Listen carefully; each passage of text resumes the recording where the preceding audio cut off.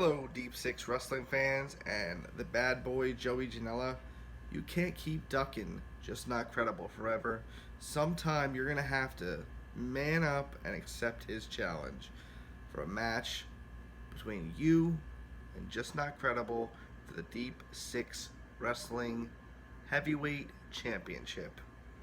Anyway, this episode of Glorious or Rotten Rewind is going to focus on WrestleMania 12, which took place on March 31st, 1996, from the Arrowhead Pond in Anaheim, California. There was no singing, nothing, no pre-match rituals, nothing. They just jumped right into it, and we're gonna do the same thing right here, right now. The opening match of the night saw Vader, Owen Hart, and the British Bulldog with Jim Cornette versus Jake the Snake Roberts, Yokozuna, and Ahmed Johnson with Mr. Fuji. And if the babyface team wins, then Yokozuna gets 5 minutes in the ring with Jim Cornette. I guess there was some kind of storyline where Cornette screwed over Yokozuna at some point between the last two WrestleManias. And now Yokozuna's a face, and he's mad at Jim Cornette, which is fine. And oh my god, just as a contrast from this year's, WrestleMania 12 to WrestleMania 11's opening matches, such a difference. This one was so much better. Just fun action throughout. Not technical, nothing really, except the only technical wrestler in there really is Owen Hart. But, this is just a really fun overall match. Good action. And the heels dominated, which is probably for the best because they're probably the far superior ring workers, especially considering Owen Hart is on that team. And yeah, Vader turned in a good performance here as well. Just good stuff throughout. And the heels actually get the win when Vader hits a Vader bomb on Jake Roberts, and they go for the pin and the win, and Jim Cornette is safe for this pay-per-view. Good opener, nothing spectacular, but it was fun. Definitely entertaining match overall, and good way to start WrestleMania, I think. Okay, and next up we have one of the most bizarre matches in WWE history, in my opinion. And you know what? This match went on throughout the card, but since it started second, I'm going to do it all at once rather than keep going back to it. And that is the Hollywood Backlot Brawl between Roddy Piper and Goldust.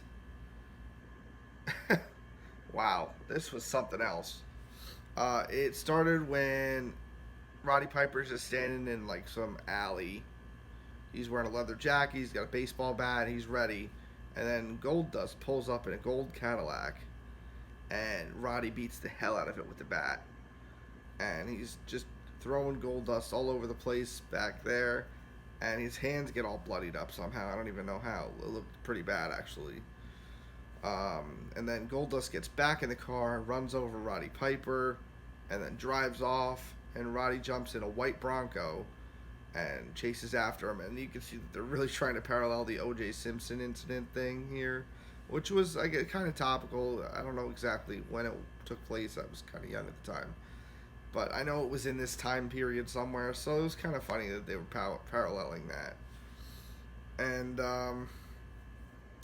there was sequences through the other matches that took place, like Roddy was calling in on his cell phone to Vince McMahon on commentary during the next match, which was Stone Cold and Savio Vega, and you just kept calling it during that. And then eventually they come back after a few matches have gone by. They show back up, and they show back up to the arena. Goldust gets there first and runs to the backstage area, and then Roddy shows up, and his hands are really beat up, like blood everywhere, all over his jeans. He just really beat the hell out of his hands here. I don't know what he did.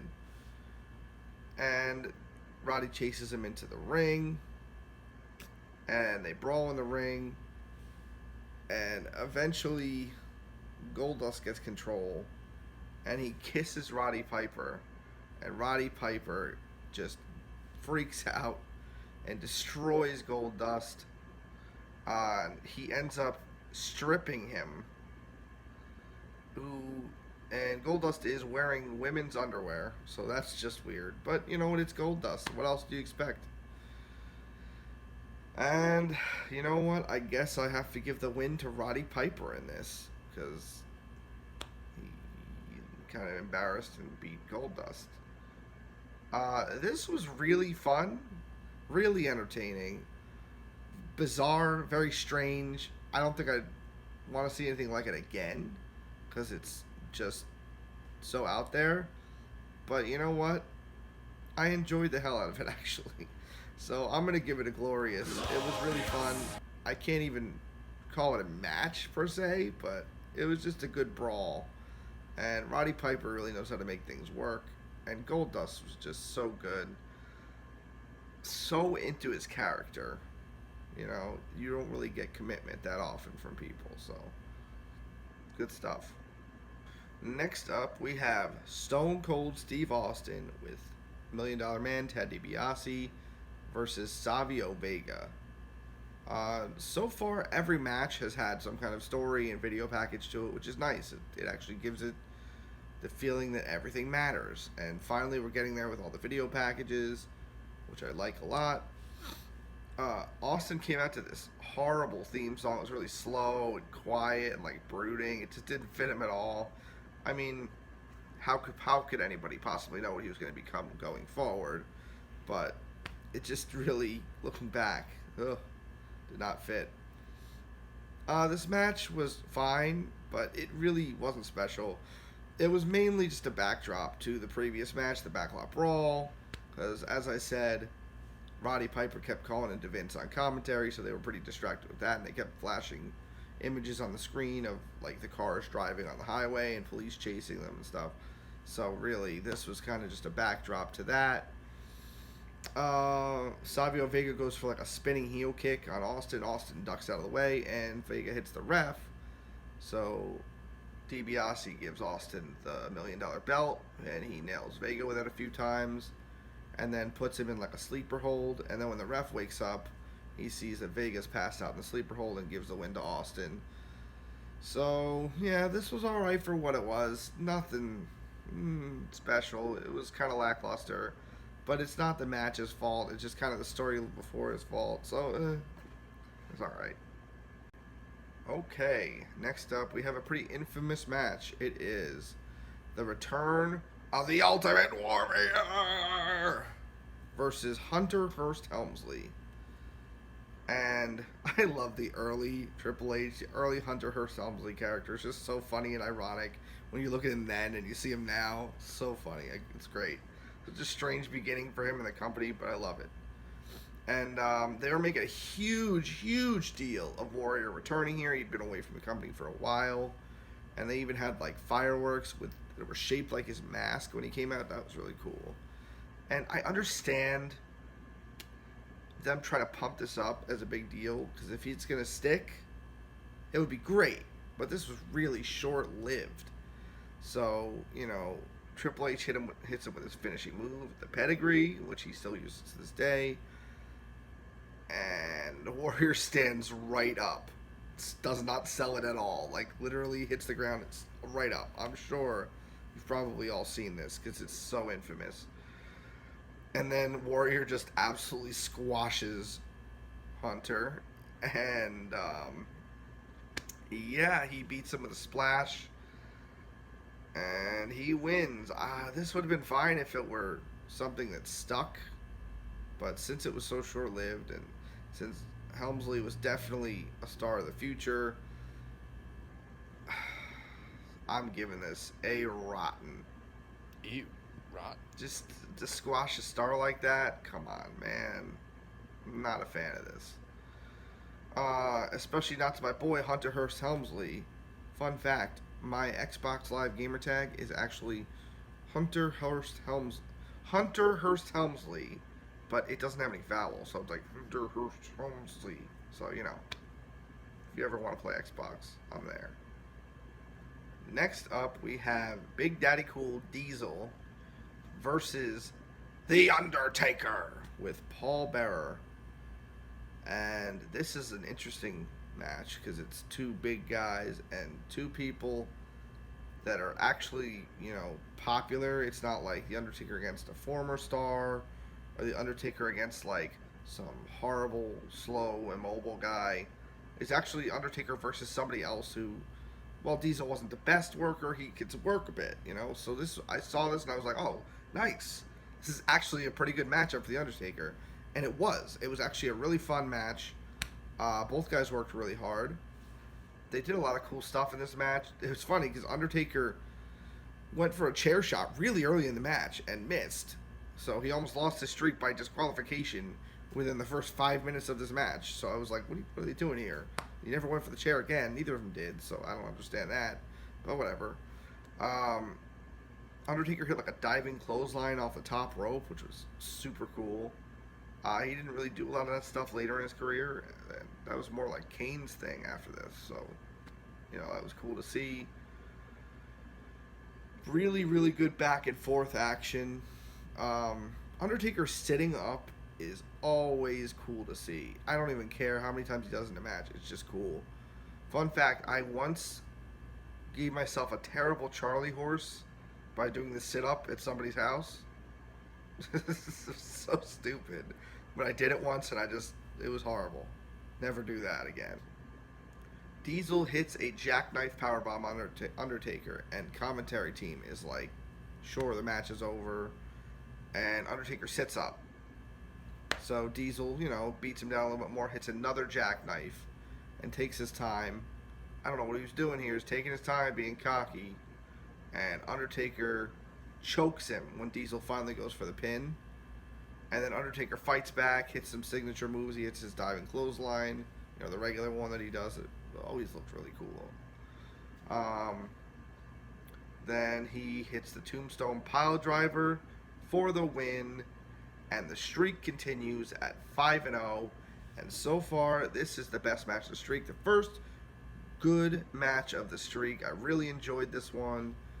And I'm just glad that Undertaker finally got somebody that can actually go a little bit. So, nice job, guys. And hope to see many more soon.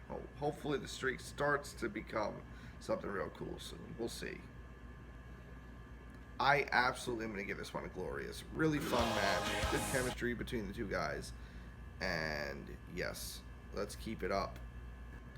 Okay, and finally we have the main event. The WWF Championship Iron Man match between Shawn Michaels and Bret the Hitman Hart. This is a 60-minute Iron Man match. I honestly was a little worried about this going in because it's an hour straight of one match. And I knew the finish already. I knew what was going to happen. So I was a little worried that I wasn't going to enjoy it or I was going to be bored. But I was wrong. And here's why. These guys worked so hard. Everything about this was just really great. Great storytelling. Just showing, even the video package, just showing the rise of both men. Showing, Bret Hart's rise from tag team division to the top. His training through his family. And Shawn Michaels playing off the boyhood dream thing. He's wanted to do this since he was a little kid. He grew up, he trained, and now he's finally here. He's in the main event scene. And he's in this main event match. Shawn Michaels actually had won the 1996 Royal Rumble to get to this. It's 2 in a row for him. Shawn comes down to the ring on a zip line, which is like unbelievable for the time. I mean, it would be a really cool entrance now, but at the time, that's like mind-blowing.